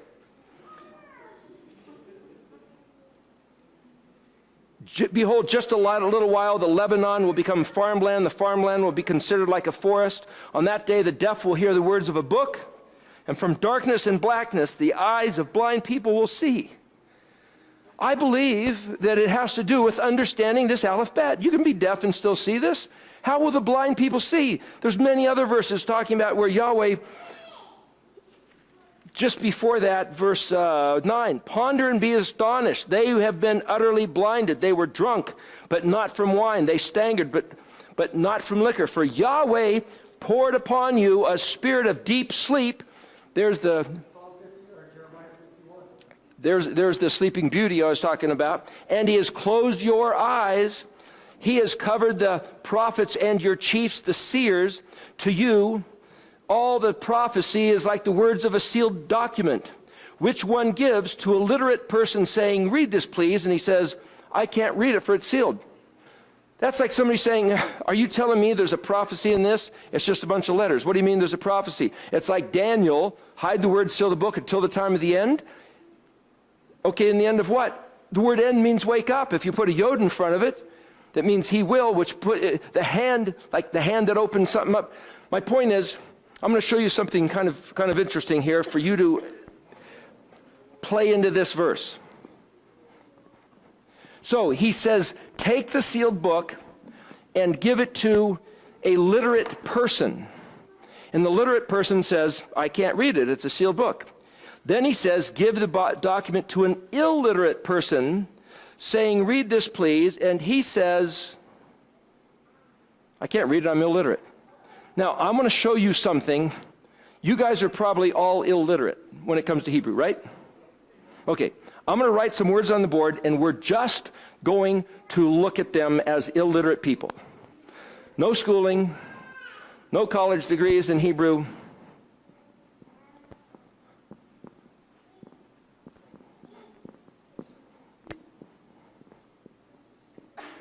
Okay, this is what the illiterate man said. He said, take the sealed document and give it to the illiterate man and say, read this, please. So I'm taking this sealed document and I'm giving it to you. Which sealed document? He said he closed the eyes of the seers, the prophets, the teachers, the great wisdom of all the learned of Israel, right? Same case here. They don't know what the prophecies were. They don't know what to expect of the last days. They don't know what to make of Daniel and Revelation. And he says, take the sealed book. So I'm going to suggest to you that in a mysterious way, the answer to the prophecy is in the very phrase that says, I don't know how to read. Want to see that? Okay, you don't know what this letter is, but what do you think of when you see that letter shape? We'll just throw out a couple words real quick. This could take an hour, but we'll try to do it in about 10 minutes. So, excuse me? I can't hear what you're saying. 6. Okay, listen, don't think of other English letters or numbers as a picture. What does this kind of look like? I can't distinguish words, I'm sorry. Okay, a shepherd's staff. What else did somebody say? Hook. What else? One other thing? One other word besides a shepherd's staff or a hook? No? Okay, we'll go on to the next one. What does the next letter look like? Okay, we already talked about this the other day as it being an ox or an arrow, right? Anything else? Okay, what about this letter? What does it look like? What if I drew this letter like this? See, depending on the way you shape the letters, you're going to think differently too. Just so you know, which is why these letters are that shape compared to that shape or that shape, or Jeff Benner's shape, like what Tim has on the this here. Depending on how you draw the letters, your brain is going to think different. There's this right brain, left brain thing going there. So this is a grab like a robotic arm, right? Or a claw. Okay, what is this letter? I already told you before, that's the door, right? What does it make you think of when you see this shape of a door? A sign? What kind of a sign? What do you mean, like a yield sign? Well, that's because we use that in our culture, but anybody else got an idea? A piece of pizza. It does. You take a circle and you slice it up. As what type of a door might be shaped like that? It's a type of a birth canal. Among some, I mean, there's other things. I'm trying to go fast here. What about this letter here? And whatever else goes with I? Like understand or seek? Okay, what about this? We already talked about that. That's sign or mark, right? Or kind of like a goal. And it also says covenant, right? So this one here is the same as that one, and just so you know, you don't know much, but I'll tell you a little bit. This one here, when it's used at the end of a word, basically means my, and this one here, when it's used at the beginning of the word, could be read as he will. So you're illiterate, but I'm at least giving you a little bit of a clue.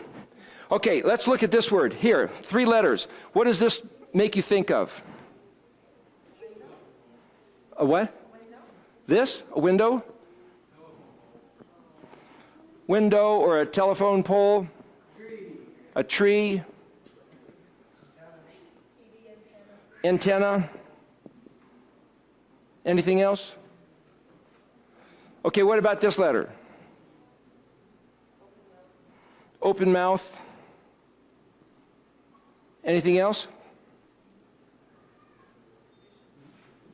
Okay, what about this letter? A flag? Head? Sign?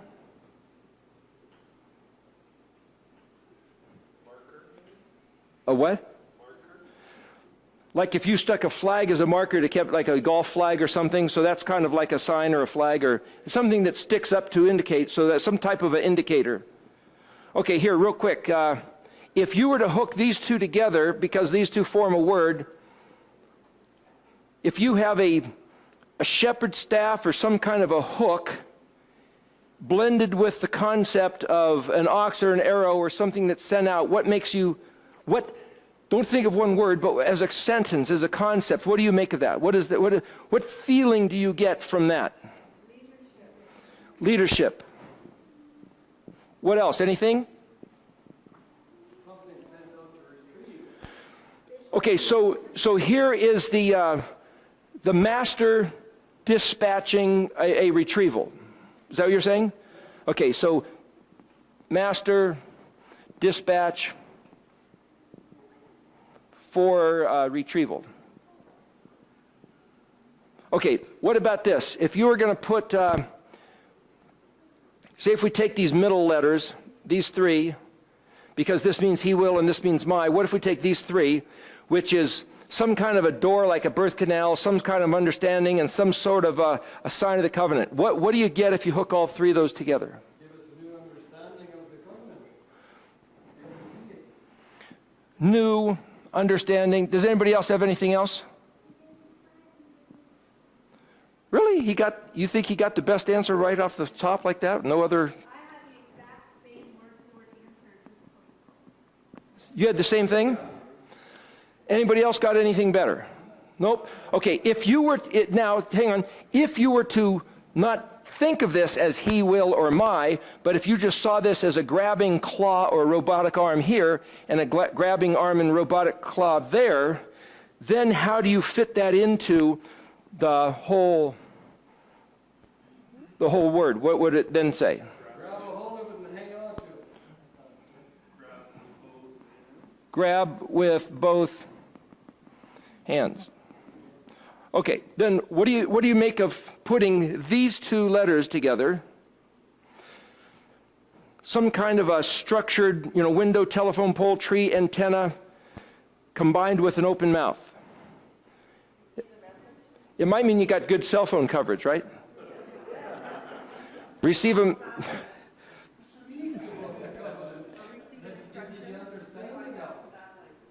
a communication?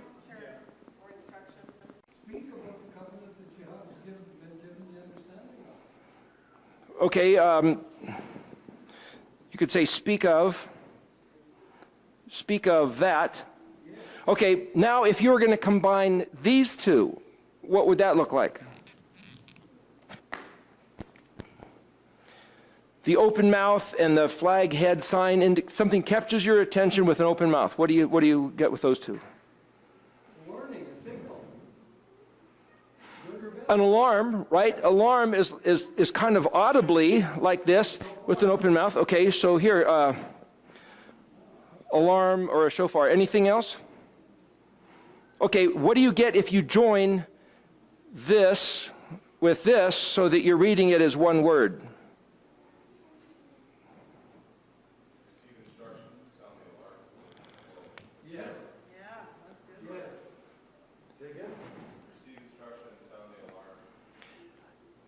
if I was to put those two together, it sounds to me like you're telling me warning.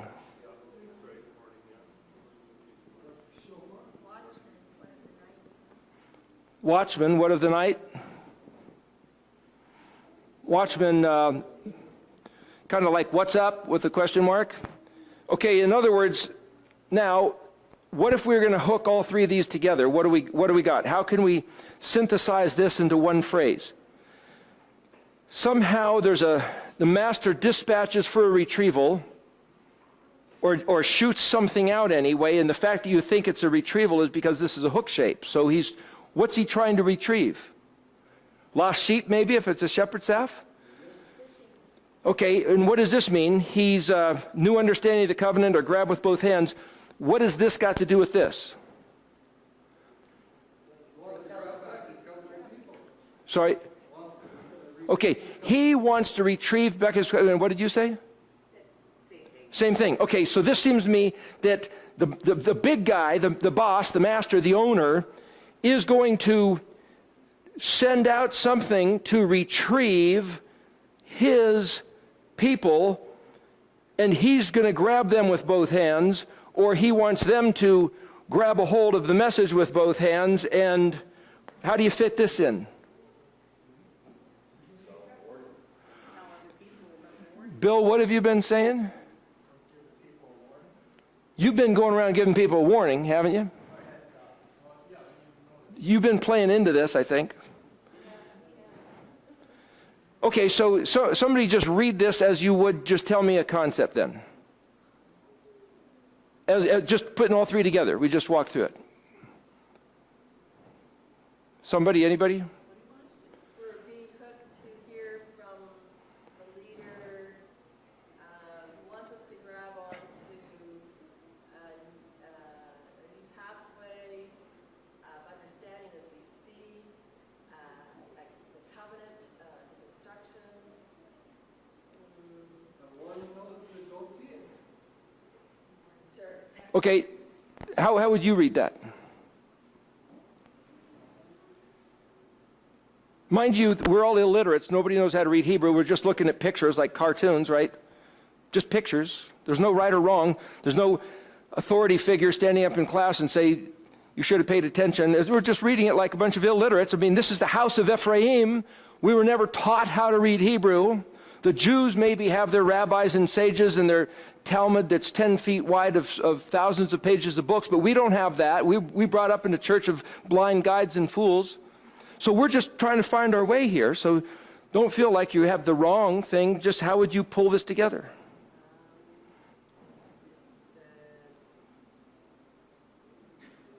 The leaders reaching out to me to give me new understanding, and I need to hear him, grab on with both hands, listen to what he's saying, and warn everybody within my sphere. Okay, now, Tell everyone. he was talking about here, this is Isaiah 29, verse 11. And this is the verse 12. What book is he referring to? Ponder and be astonished. They have been utterly blinded. For Yahweh has poured upon you a deep sleep, and he hid the words of a book. Daniel was told to hide the words of a book, but this isn't Daniel, this is Isaiah. What book are they not understanding? The book of the covenant, the book of his instructions. It's just his stuff. He doesn't identify which book, which scroll. As far as I can tell, it's just his stuff.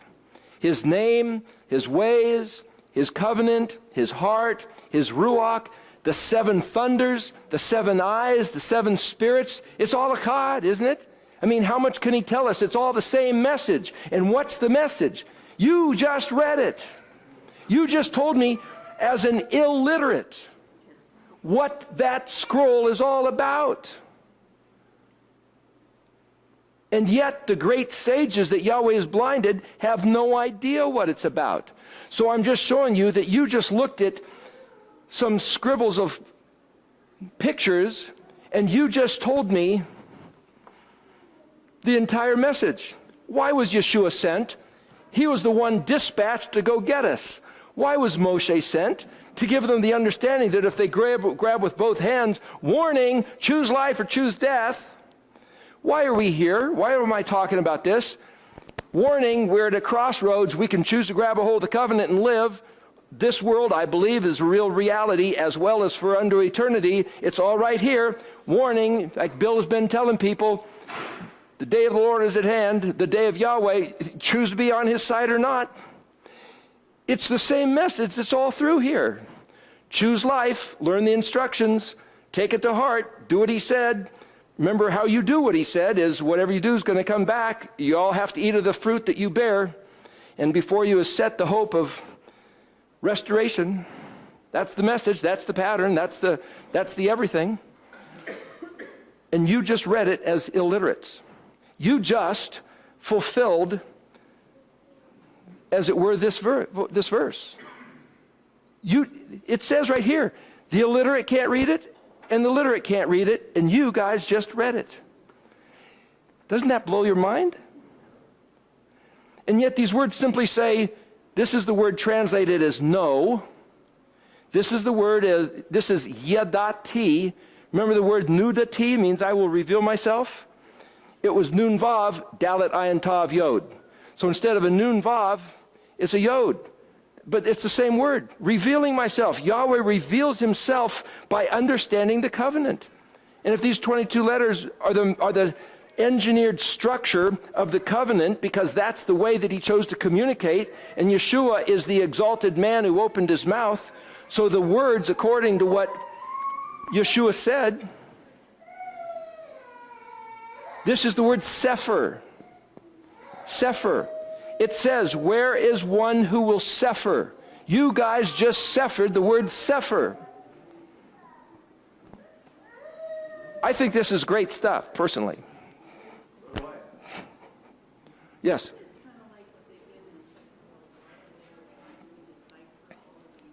Yes. She says, isn't this like what they did in the Second World War when they were trying to decipher enemy communications, and where they have meanings of words and letters and trying to figure out what the letters mean, and then you try to read patterns within the text? Yes, that's, of course, those things were probably really complicated, but Daniel was told to hide the words and seal the book until the time of the end, and it's been 2,500 years since Daniel. So they did stuff in the war because it was critical. These words have been sitting here for 2,500 years, and nobody's been looking at them. So we picked them up, and we weighed and sephered. We did the sephering and we did the shekeling of the great things, which is the identity of the very Mashiach. We just fulfilled that other verse by doing it. And you're always saying, where's anybody that'll do this? He's also telling us we can. We just did. Yeah. The 22 oil pods are the 22 layers that fuel the menorah. The 22 pods and the 22 letters fuel the menorah. What he's saying is the menorah is one piece of gold. I'm pointing at that because there's a little flames, but here, we'll point at this. The menorah was beaten out of one piece of gold, 7 branches, and each of the 6 branches, these 3 and these 3, had 3 cups, and there was 4 cups in the middle for a total of 22, and there happens to be 22 letters. And that was what I was making reference to back in Daniel 9:27, fitting the pattern of 7, 1, and partitioning the 7. The word partition is chatzi, which also can mean arrow or cut in half, but just the way you partition a freeway into 7 lanes, you can partition chatzi into partition the 7 candles into 22 cups. It's the same concept. So here, just like you said, it's one thing to translate the words, it's another thing to assemble the words into a picture and try to say, what am I seeing? And if you were literate, you probably couldn't have done what we just did. As a matter of fact, just kind of kicking the head, when I first saw this thing a few years ago, we went over to somebody's house. It was actually Festival of Unleavened Bread at a friend's house, and his wife had this wonderful meal, and she speaks Hebrew. And I said, I didn't speak Hebrew. I was illiterate, but I was looking at this, and I said, hey, look. And she says, that's not how you read it. You can't do that. And I said, sure you can. Look, I just did it. This is what it says. And she says, no, that's not the way it's done. And I said, but I'm illiterate. This is the way it's done. Look. And she says, no. And I thought, we are just fulfilling this verse. The literate man says you can't read it, it's sealed. And I'm, as an unliterate, saying, look what it says. I thought it was pretty funny. She didn't think it was very funny. Yeah. Okay, so when you were talking earlier about, well, how do we know if we're doing it right? So, okay, so if you've got the Jews in the land that are keeping the Sabbath and the feast, and you've got all the Christian churches taking the verse in Jeremiah saying to grab on the tzitzits of the Jew, because they're the ones that have it all right. Okay, we're going to have to, you invoked a verse we have to look at now. That's not exactly what it says, but go ahead and finish your sentence. Okay, so no, I'm just, so you know where I'm going with that? No. Then they'll say, and then you got Messianics that'll say, well, in Romans, all of Israel will be saved, and you people will get all the Jews back from New York and out of North America and get them back to live, and you can fry here, because it's all Israel that needs to be saved. Like, I know the answer to that. I'm just throwing that monkey wrench into there for people who might hear that from other people.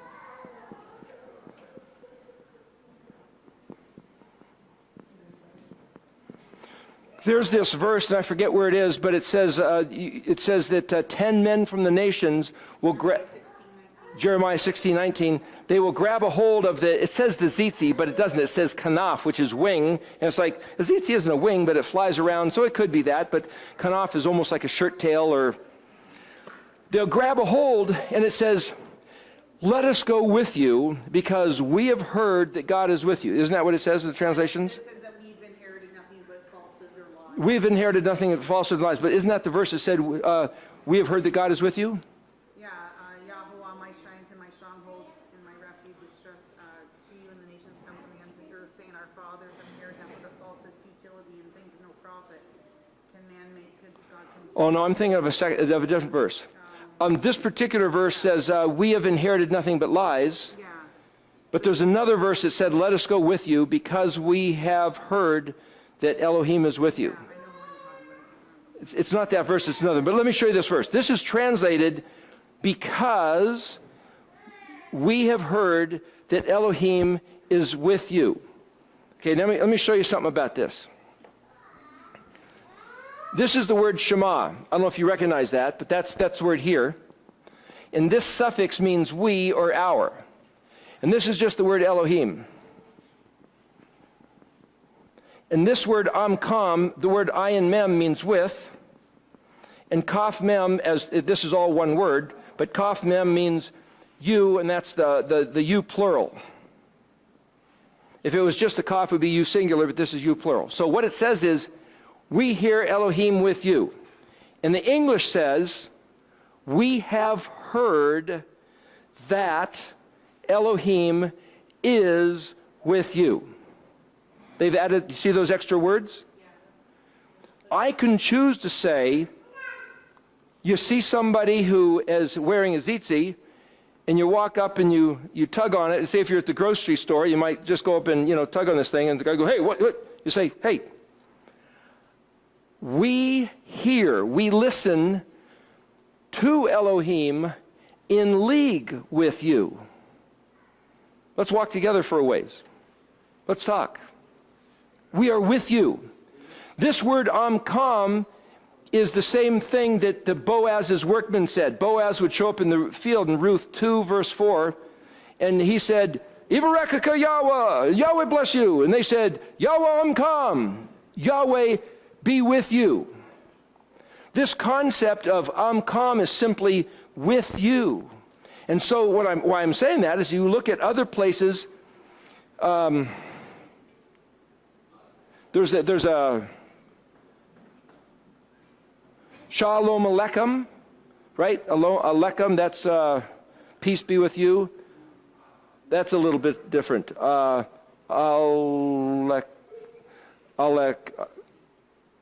not sure if there's another letter in there. Shalom Aleichem, peace be unto you. But it's the same, it's a different phrasing. I don't know if there's a vowel in there, but Aleichem, to you. This is with you. What I'm saying is that you see verses phrased a certain way, and this publication has just as much an agenda as KJV or anybody else. So you can't necessarily trust this. You got to look at the spelling and look at what's going on.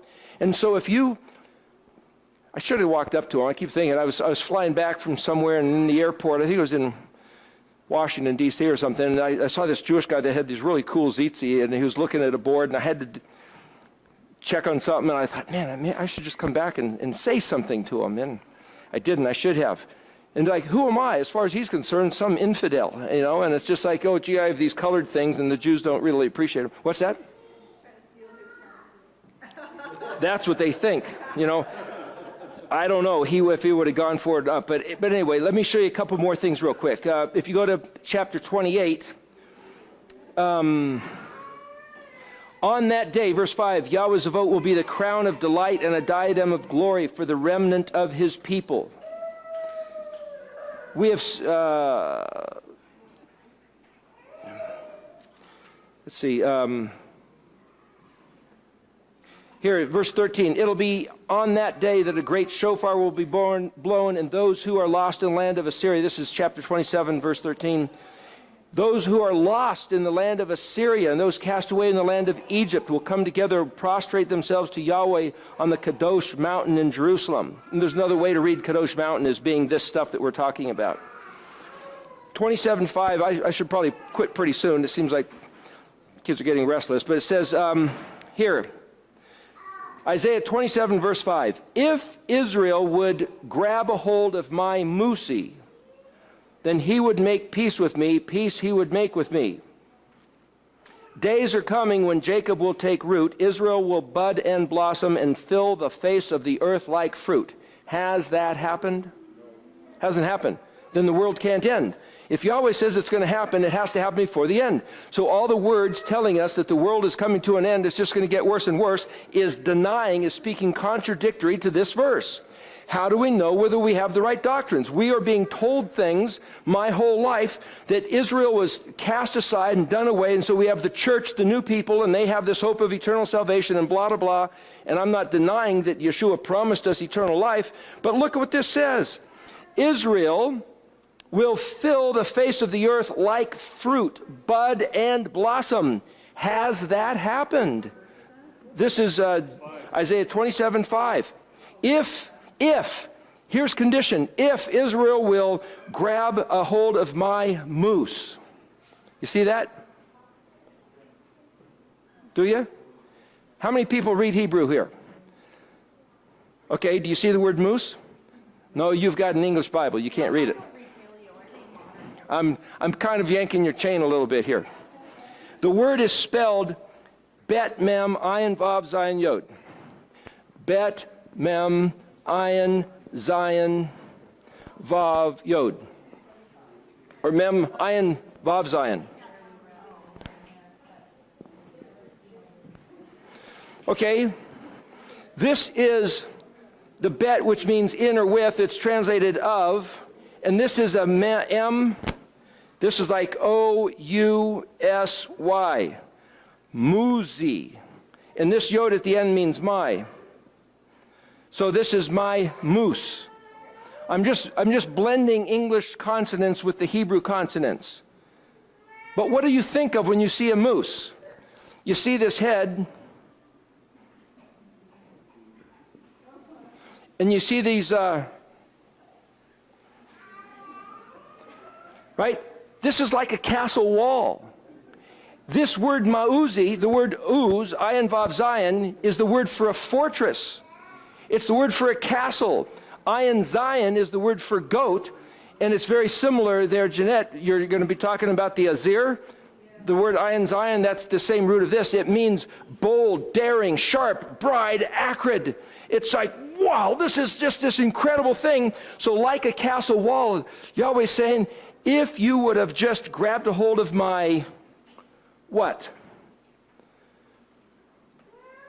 When Yahweh makes a promise, we have to grab a hold of it. I mean, you can picture grabbing a hold of a moose, but grab a hold of his castle. Grab a hold of his courage, his dynamic strength, just like Joshua and Caleb and David and all the other heroes. We have to be The hero, you might say, well, how many heroes have there ever been? How many champions? How many Gabor Layawa? Gabor Layawa. He talks about these mighty men of valor. You can be the mighty man of valor. It's not a matter of gender. It's not a matter of size. It's a matter of grabbing a hold of his promise and not letting go like you're riding a moose. Grab a hold like you're in his castle, like you're in a tank that cannot be knocked out.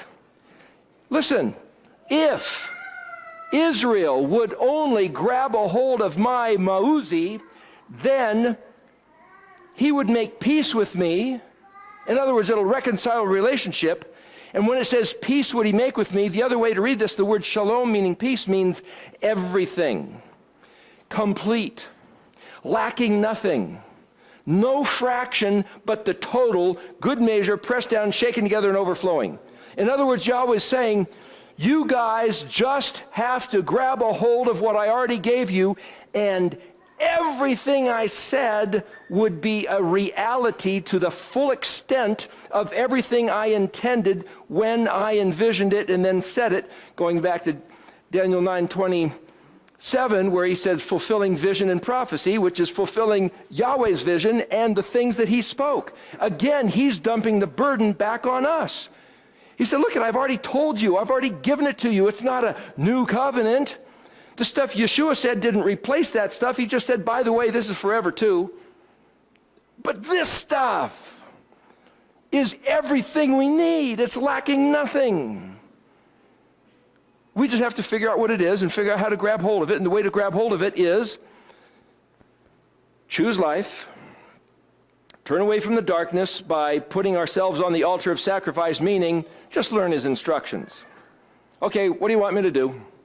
Teach and learn. Take it to heart. Get rid of the heart of iniquity. You love watching horror movies, love watching how the bad guys always win. Just get that stuff out of your heart. That's you conditioning your own heart. And then be the branches of his vine. Do what he said. And remember, whatever we do, take it to heart, as you would your neighbor do to you, do to them.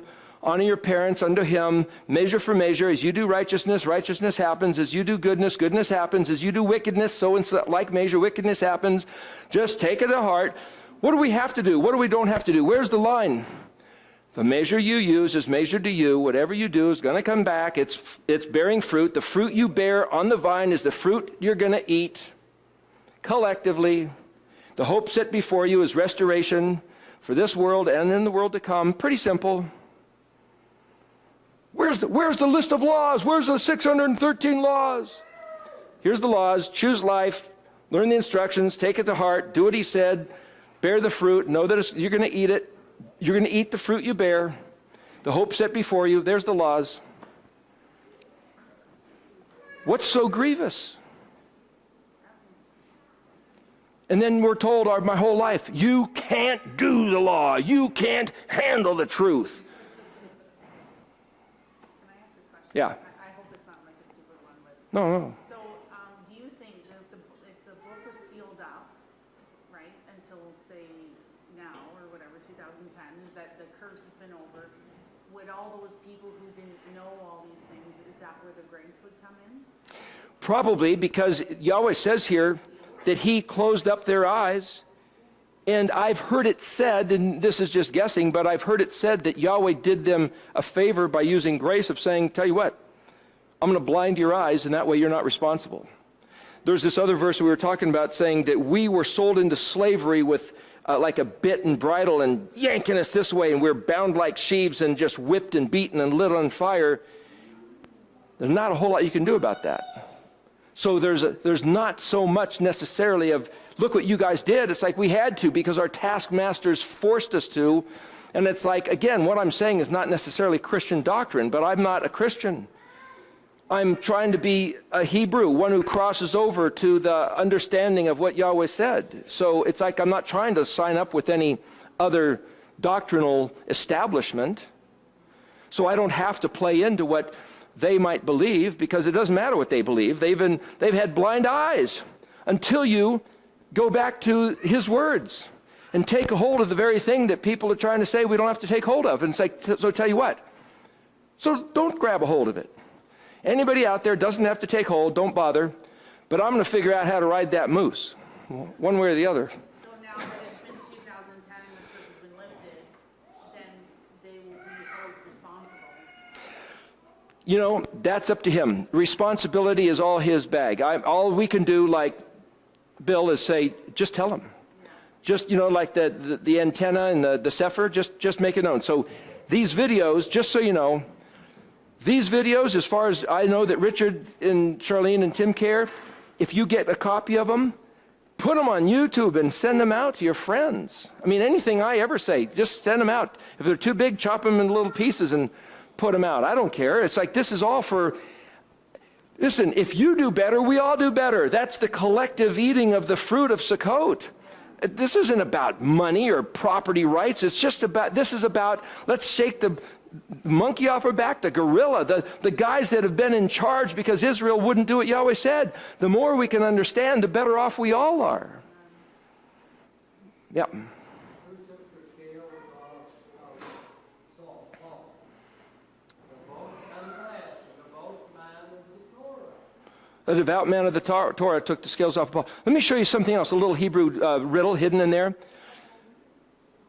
I heard that Paul, his name was Saul before, and he was a Roman citizen, and he's the guy that started the whole New Testament church, and so his name was changed to Paul. Does anybody know why it was changed to Paul? We already talked about it. Anybody besides you? Does anybody know why Saul's name was changed to Paul? Well, some people think that because he was a Roman, he had Roman citizenship, that maybe it was his Gentile name. Maybe it was a Greek word or this or that. Maybe it's in Hebrew? You want to look up the word spelled Pei Ayin Lamed in the dictionary? Pei Ayin Lamed. Does anybody know how would you pronounce Pei Ayin Lamed? Want to take a guess? We're talking about the word Paul. Hey, good guess. P, kind of an A-U and an L. See, you can read. We can read, we're literate. That's right. Do you know where, can you find it? I'll tell you what page it's on if you want.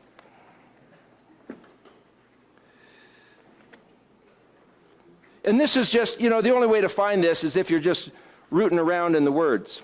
Page 518, middle of the page at the top. Some of these words I've found I see a Hebrew word, and then I try to sound it out with phonetics, and all of a sudden it reminds me, it's like, oh, hey, that's an English word. That's how I found this. I simply found this word somewhere else and trying to figure out what it was and what it meant, and I realized, oh, it sounds like Paul. So Tim, do you want to tell everybody what it says? Pei Ayin Lamed. To do, make, work. He worked, labored, he did, made, work. Is that right? Yeah, keep going. He did, made, work, he accomplished, he influenced, prevailed upon. Nifil was done, was made. He influenced, prevailed upon, was influenced, he prevailed upon. I was done, was made, was impressed, was inspired, became a verb. He induced someone to act, he activated, he formed a verb, he set in motion. Fulfill was he induced to act, was activated, was set in motion. Okay, stop right there. All those are describing exactly what Saul did. He was prevailed upon by the vision and induced to act by the Ruach to set the entire, what we call the New Testament church, into motion. That's Pei Ayin Lamed, pure Hebrew. Had nothing to do with Greek or Roman, but I've never heard that before. So Paul was not betraying anything Hebrew. In fact, the reason why he even was willing to go along with the name of Paul, I gotta believe, was because he said, I was going one way and I was compelled and I was induced to act, and I was told, go activate this understanding. Which is exactly what his whole life was about. Yes? We've been reading the word Paul wrongly. Yeah. Because we didn't know. Yeah, and I'm just trying to show you one or two words of which there's thousands. Excuse me? Shaul means, I think it means to ask or to inquire of. So he was like the big shot that everybody would come and say, hey, you're the rabbi of rabbis and taught of Gamaliel, and, what do we do and this and that? They were the instructors. See, he lived out his name just like you're living out your name. Trying to. Yes, we can close. Does anybody else have one other thing? We got to close. Okay, we'll close. Anyway, Abba Yahweh, we thank you very much, giving us your words, and thank you that you have allowed us to be what I believe to be your people that you were talking about in Isaiah and Jeremiah and Ezekiel and Deuteronomy and Zechariah and Zephaniah, and what you told us that was you were waiting for a generation to be this people, and we all collectively say, we are your people. We want to be your people. We take your terms of your covenant. Every word you say, we will hear and we will do. Thank you, Yahweh. You are our Elohim. Save us, rescue us. You are our Savior, Redeemer, and Deliverer, and King. And you are our Elohim, Leolam Va'ed. Thank you very much, Yahweh. Amen.